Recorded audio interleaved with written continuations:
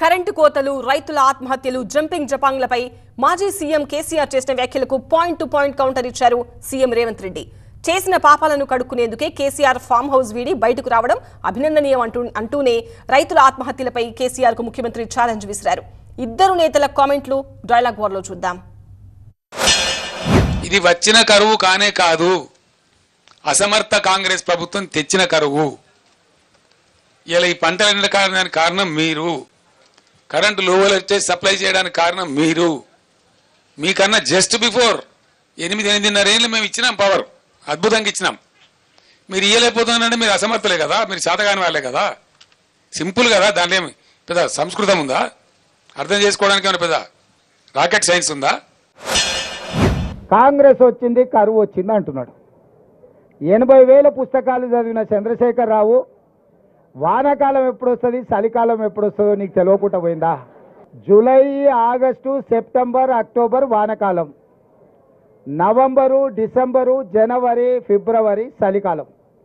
కాంగ్రెస్ ఎప్పుడు అధికారంలోకి వచ్చింది? డిసెంబర్ 7 తారీఖు నాడు వచ్చింది. చలికాలంలో వానలు పడతాయా? He turned pro in 1993 possibly. I had a lot of pressure being Milkha Singh's son. You got to understand the pluses and the minuses of an individual. Progress equals to success. This and more, streaming on News 9+. Subscribe now. Sir ఒకవేళ వేసుకున్నప్పుడు వాన పడ్డట్టు అనిపిస్తే నాకు తెలియదు. మరి తమరి పాపాలకే కదా వరుణదేవుడు భయపడిపోయి వానలు గురవక కరువు వచ్చింది. విత్ ఇన్ 100 days, 110 days ఇంత దుర్భరమైన పరిస్థితి చూస్తామని మేము అనుకోలే. అందినటువంటి సమాచారాన్ని బట్టి 100 రోజులలో 200 మంది రైతులు ఆత్మహత్యలు చేసుకున్నారు. కొందరు కరెంటు షాకులతోని, కొందరు ఆత్మహత్యలు.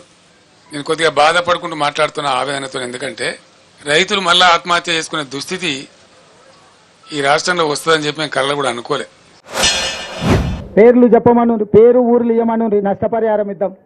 200 నెంబర్ చెప్పుడు కాదు, ఏ రైతు ఏ ఊరు అతని వివరాలు మాకు పంపుండి.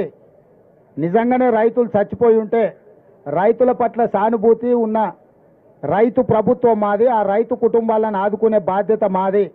200 కుటుంబాలను ఎన్నికలైన మరుక్షణం సచివాలయానికి పిలిచి వాళ్ళని ఏ రకంగా ఆదుకోవాలో మా ప్రభుత్వం నిర్ణయం తీసుకుంటుంది.